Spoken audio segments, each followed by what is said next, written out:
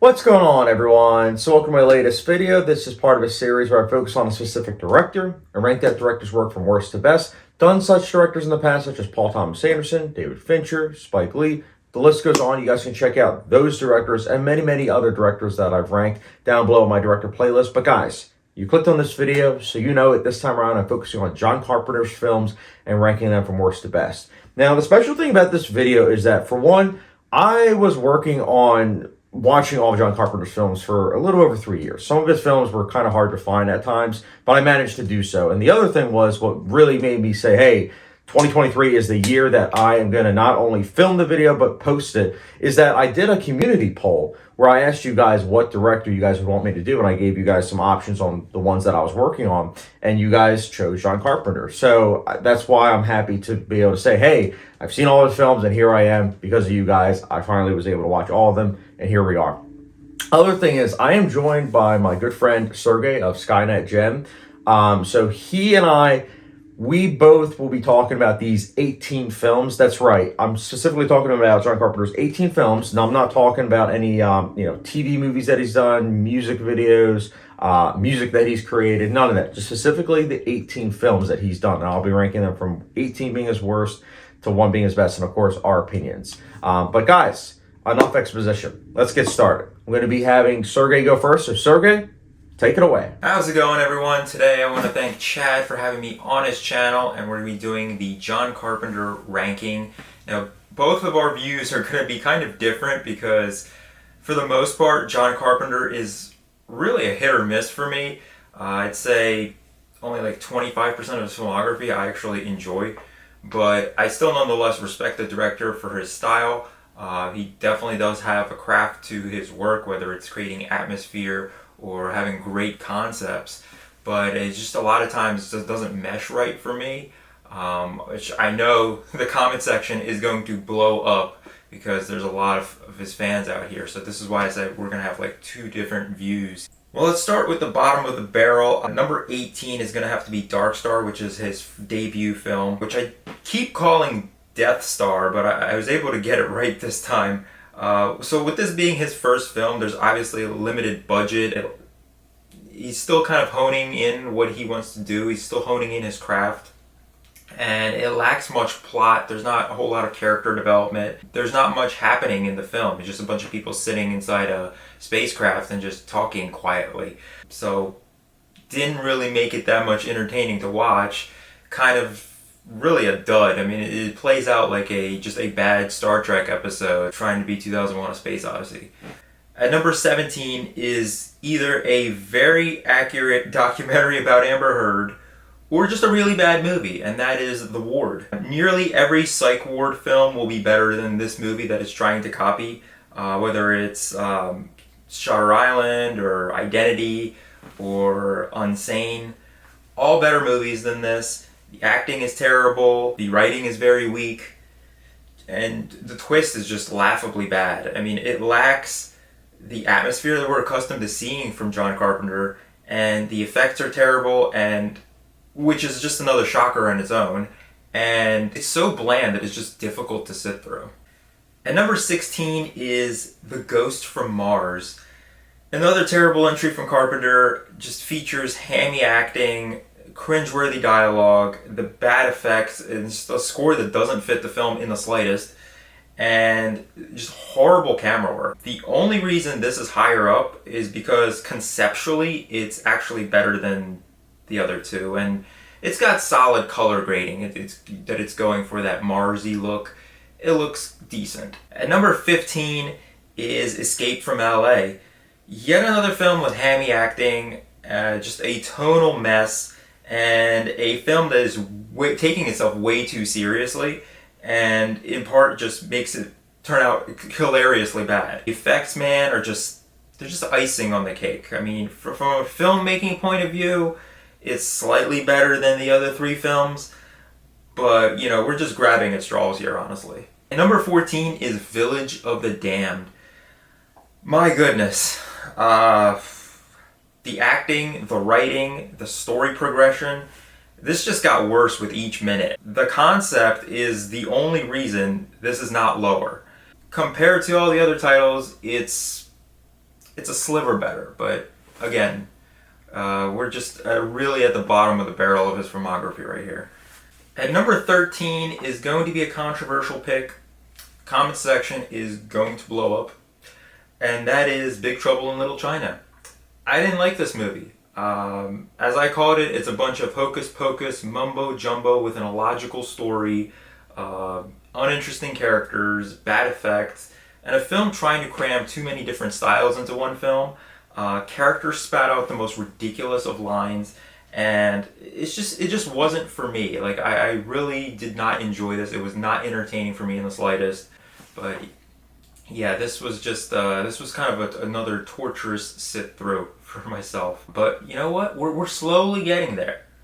You know, we're not maybe moving by inches. We're moving by millimeters, but we're getting there.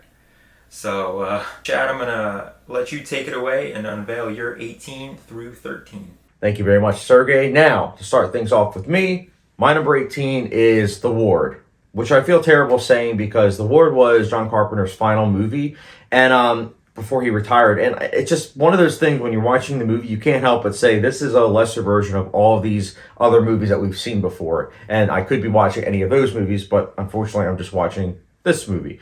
The filmmaking really isn't that good.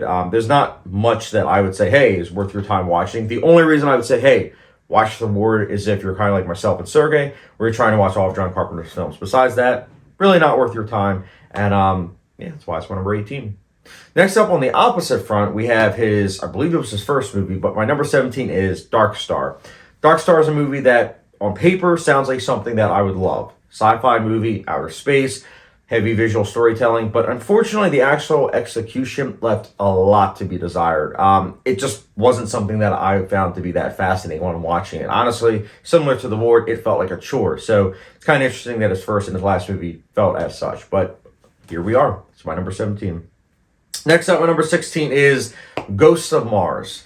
This movie was such a misfire. One thing I will say, just as like a little sneak peek, is that I absolutely love John Carpenter's scores, but Ghosts of Mars, I actually really did not like the score, like, at all. Acting really isn't that good. The setting itself could be fascinating, but the actual execution of the world building just really left a lot to be desired. The atmosphere really isn't there. There's just a lot to be desired with this movie. I really, really, really did not like it, though. And yeah, that's why it's my number 16.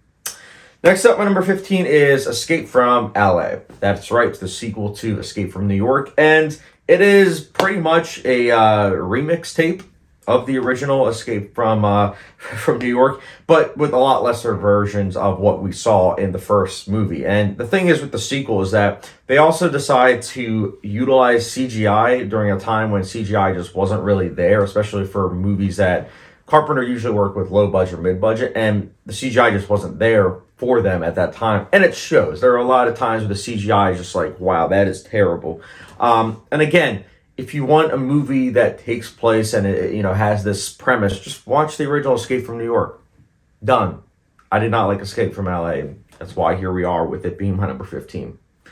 Next up, my number 14 is Village of the Damned, a movie that, to be honest with you, reading the premise, I was like, I'm going to like that. And it turned out the only thing I really did like about this movie was that I really dug the score. John Carpenter's score here is amazing. I love it. Besides that, you've seen it before. I know I've been saying that with a couple of these, but you have seen it before. And even during this time period, you've seen it before and you've seen it done better. The premise, again, is ripe with ideas, but the actual execution left so much to be desired. And the thing is also some of the visual effects just haven't really aged too well. And the performances, some are good, some are kind of But overall, I mean, if you like this movie, I can respect that. But for me, I only really like the score of this movie, and that's why here we are with number 14. Next up, my number 13. I know this is where some people are going to check out, but my number 13 is Vampires. So Vampires was a movie that started out interesting, but as it went along, it kind of fizzled out for me. Did like James Wood, did like the score. It is decently shot, but I just wasn't that invested with the characters, the story beats as the movie went on, and just the ending I just kind of felt was lackluster. But at the same time, similar to Village of the Damned, I can understand if people really like this movie, and I'm pretty sure Vampires, I'm in the minority because I'm pretty sure that it has like a cult following at this point, which I can see, but for me, it just didn't really do much for me, and that's why it is my number 13.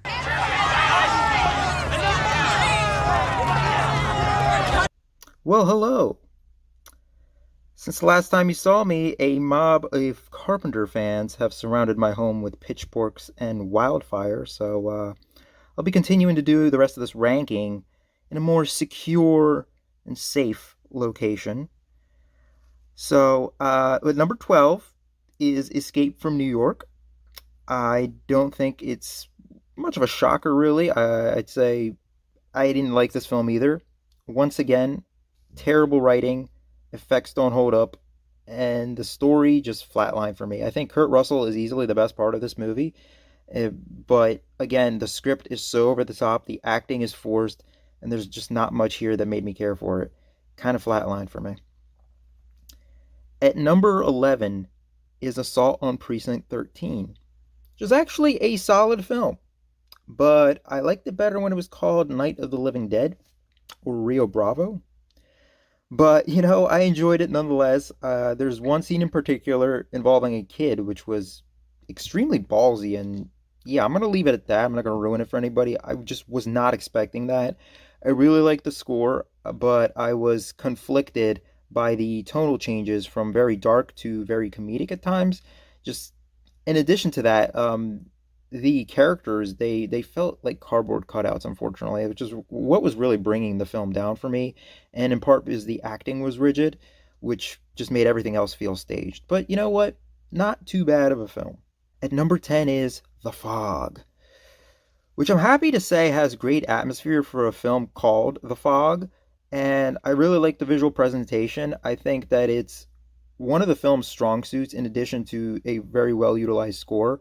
I like the eeriness of the beginning, and I just think that by the time, we got to the end, too much was revealed, and just the ghostly monsters became less scary and more cartoonish. I also don't think that the film let the threat stir long enough. Like, it was too brisk of a film to really feel that menacing nature of those monsters, which is why I say the beginning is so strong and it kind of loses steam, or in this case, loses fog. But yeah, not too bad of a film, actually. I kind of enjoyed it. At number 9 is Vampires. I can see why some people have fun with this film. It is trying a little hard to be Terminator, but I did enjoy parts of this. I just think it needed stronger writing, better rounded characters, and more plot, because after a while it kind of started running in circles. The low budget was not helping it either, and it seems like the entire budget went on 2 explosions, which must have been the crowning achievement of that film. But you know what? Not bad for a campy little film. At number 8 is Memoirs of an Invisible Man. I didn't think a Chevy Chase film was going to be up this high, but here we are. And here I am in a closet as well. So a lot of stuff can happen. The thing that impressed me the most about this film was the effects. They still hold up really well. Humor worked mostly, and it kept me entertained. I think that's like the most important thing here, is like it kept me entertained and made me laugh a couple of times. Despite the plot being kind of predictable and the villain being the weakest element of it, I still enjoyed it, and I thought it was a solid reimagining of Universal's classic The Invisible Man. I'd say it's right up there with that original. So at number 7 is The Prince of Darkness. What makes this film work is really the tone, the score, and the effects. That always seems to be Carpenter's strong suit, but here the story kind of felt a little simple and just not too memorable, especially with the dialogue being very silly at times. It's a fun horror flick that gets the atmosphere right, but once again, it struggles to elevate its material and make us care about any of its characters who are just plain hollow, and they're spouting out a bunch of nonsense in the most monotone manner. So, not too bad of a film. Definitely has a lot of strong suits to it. Just a few things that are kind of bringing it down, honestly. All right, thank you very much, Sergey. So my number 12 is Big Trouble in Little China, which I know will probably be controversial to some people, because I know a lot of people that have this in their top 5.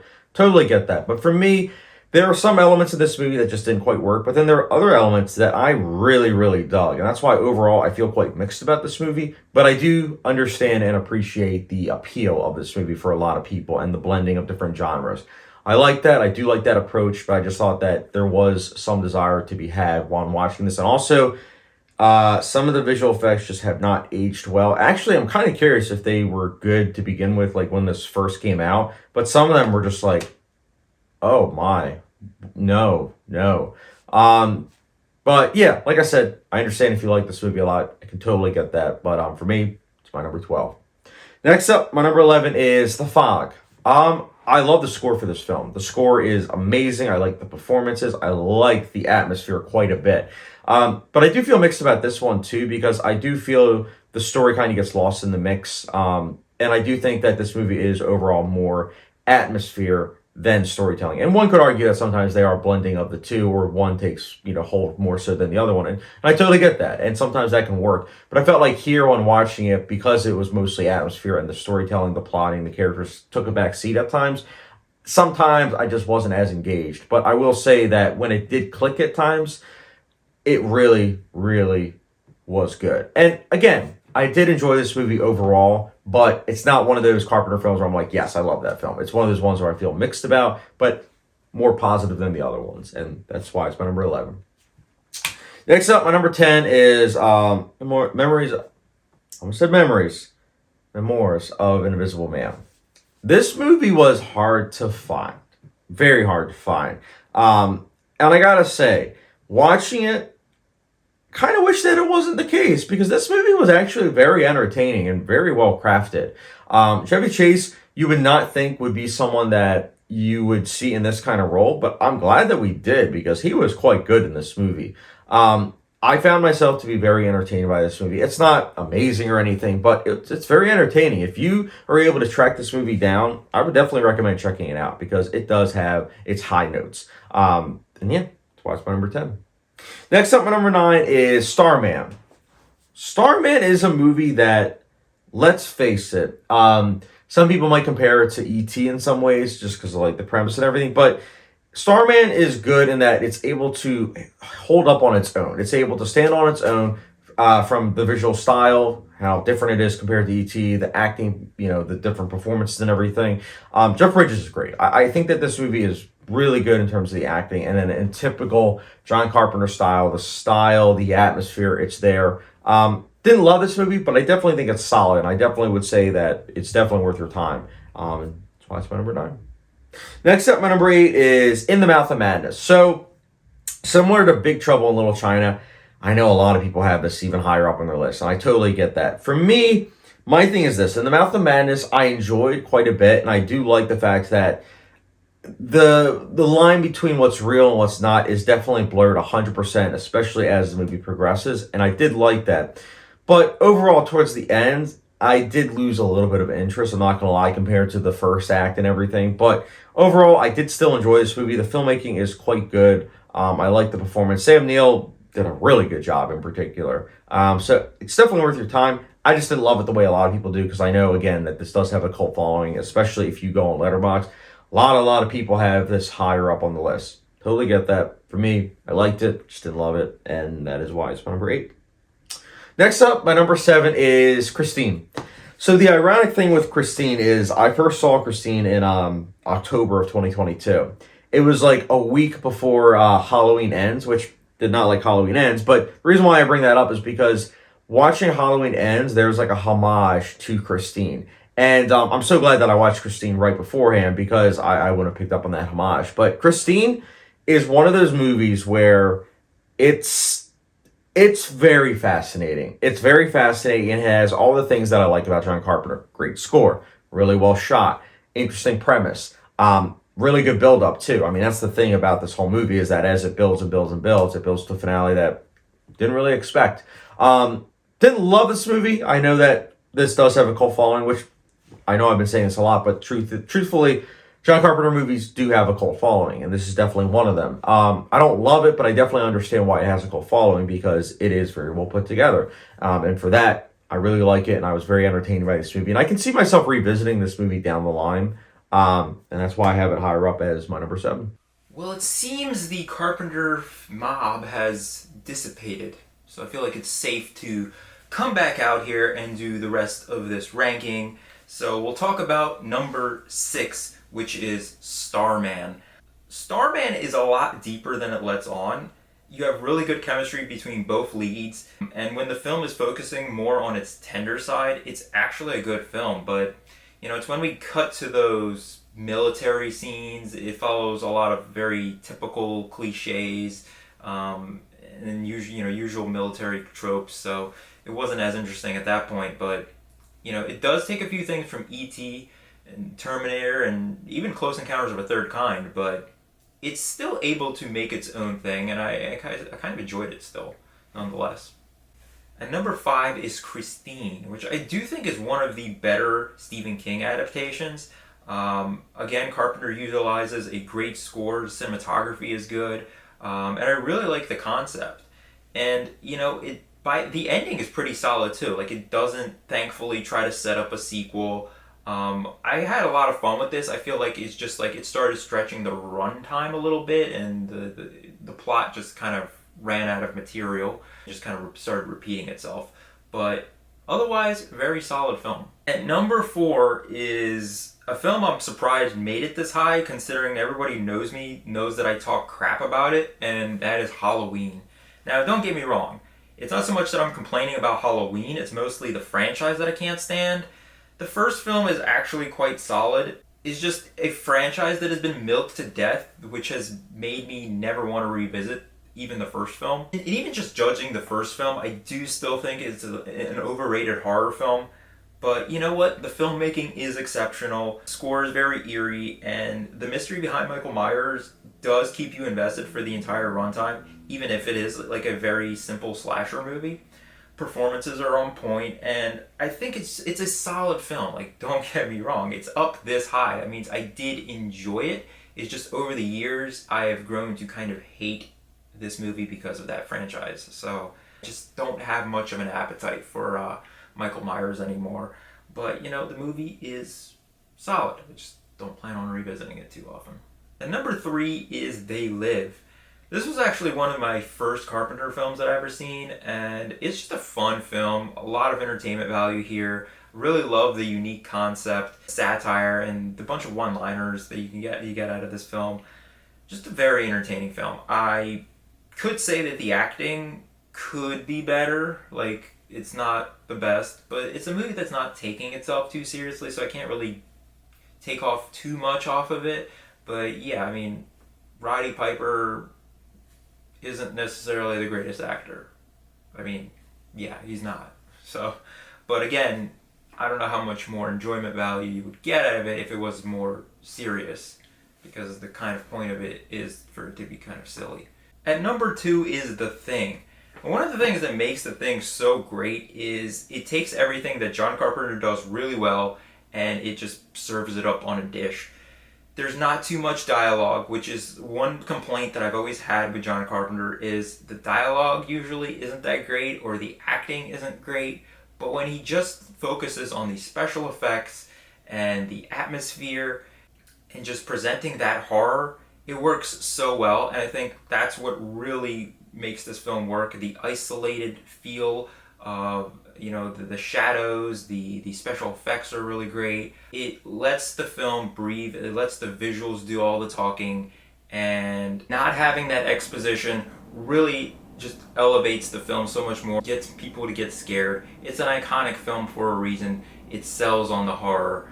And number 1 is In the Mouth of Madness, which is a film that most people don't have as high up, and it's kind of an underrated gem in my opinion, but I just have a lot of fun watching this, and it's a film that I see myself revisiting more times than any other John Carpenter film. I just really love the tone, the premise, the haunting imagery, and the constant paranoia being tested, what's real and what's not. The performances are good, the concept is very unique, and it's just a fun psychological thriller that has all the elements you're used to seeing in a Carpenter film. Really great score, an atmosphere, well-designed in-camera effects, and a film that you could just take seriously or just laugh and have fun with. I really love that the ending is kind of ambiguous. It's one of Carpenter's more complex films because most of his films are pretty straightforward and simple. This one does play out like a mind bender, so I really enjoyed that. That is my ranking of John Carpenter's filmography. I hope I didn't offend anybody with this ranking. Like, I still very much respect John Carpenter. I do like some of his films, clearly, but some of them are just dragged down by either bad writing, bad acting, sometimes effects not being great, but for the most part, they are.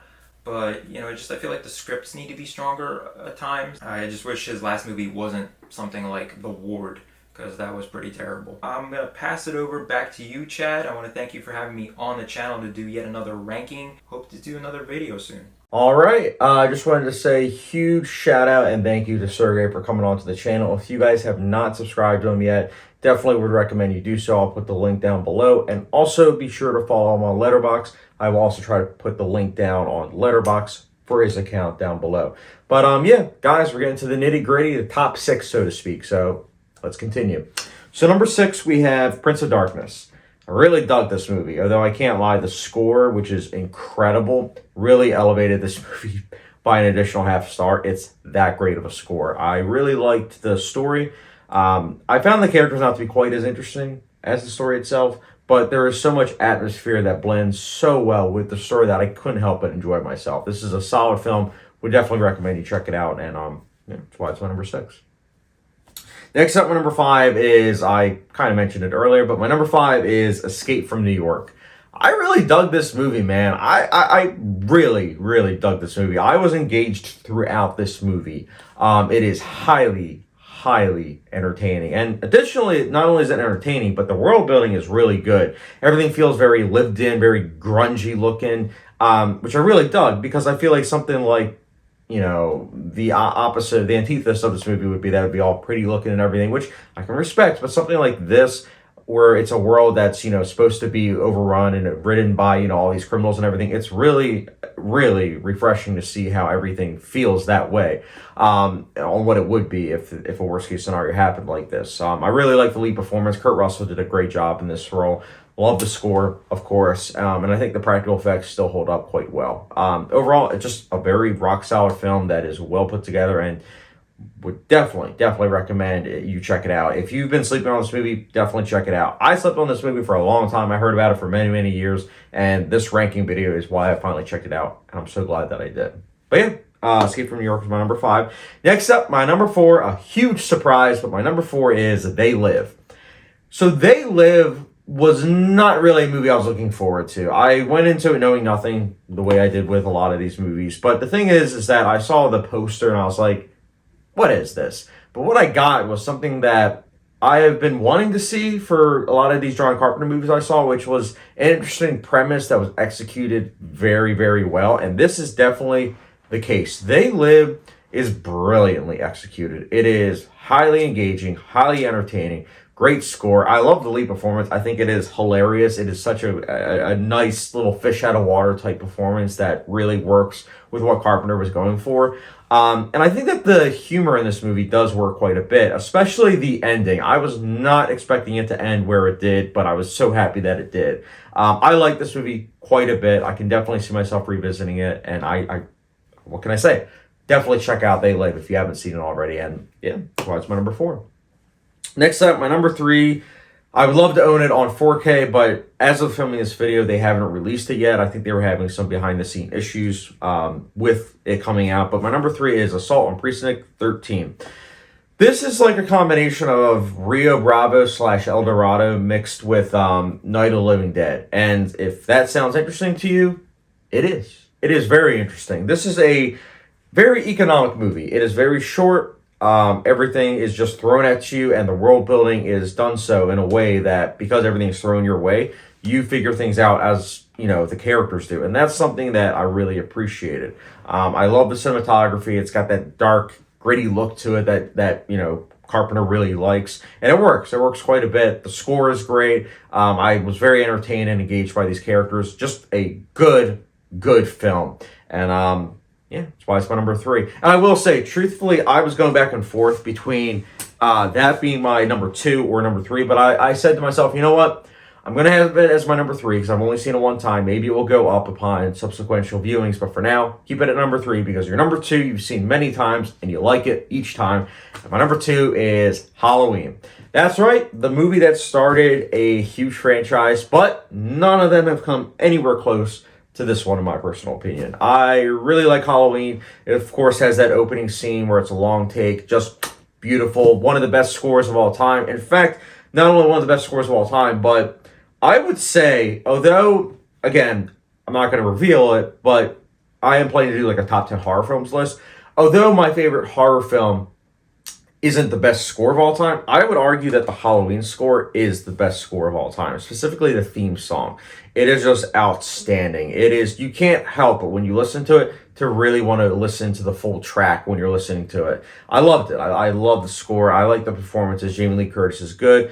Like the ambiguous ending too, although unfortunately it did lead to sequels. But this movie still holds up on its own, and it works really, really well. And I love what it did for independent filmmaking. This is definitely a movie that when you watch it, you can see why it is well known as it is. And if you haven't seen Halloween, I highly recommend you check it out, especially if you're an aspiring filmmaker. And yeah, Halloween's my number 2. And next up, my number 1, you probably guessed it. But my number 1 is The Thing. I love The Thing. I think The Thing is excellent. It's got some of the best practical effects. Ennio Morricone's score is really, really strong.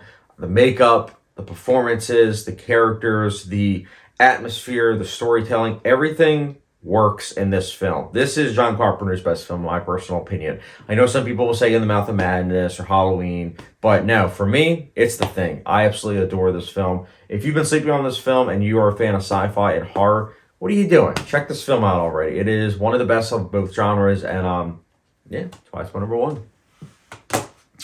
But hey guys, what I like to do is at the end of these ranking videos, I like to talk briefly about the director and if I'm a fan of them or not, as well as their style. And for me, I gotta say, John Carpenter, he's very hit or miss. But overall, I do like him and I do quite a bit respect him because he's someone that when you watch his movies, you can tell it's his movies because he has a synth-based score that is really, really good most of the time. He has this, dark lighting, this grungy look to the cinematography, but it works. It works quite well a lot of times with the tone that he's going for. And he also has usually Kurt Russell. So there's a lot of things of that nature where it's like those things when you look at, it's like, okay, yeah, this is a John Carpenter film. So I like the fact that he has a style, and I do like some of his films quite a bit. Some of them, not so much, but I can definitely see why a lot of people are fans of him. I definitely see that, and yeah, I like his work quite a bit, and I'm looking forward to hearing your guys' ranking down below. Everyone's is going to be different, I know, especially with this director. And once again, Sergey, thank you for being on the channel. And guys, as always, don't forget the subscription, notification bell, follow me down Letterboxd, and I will catch you guys later.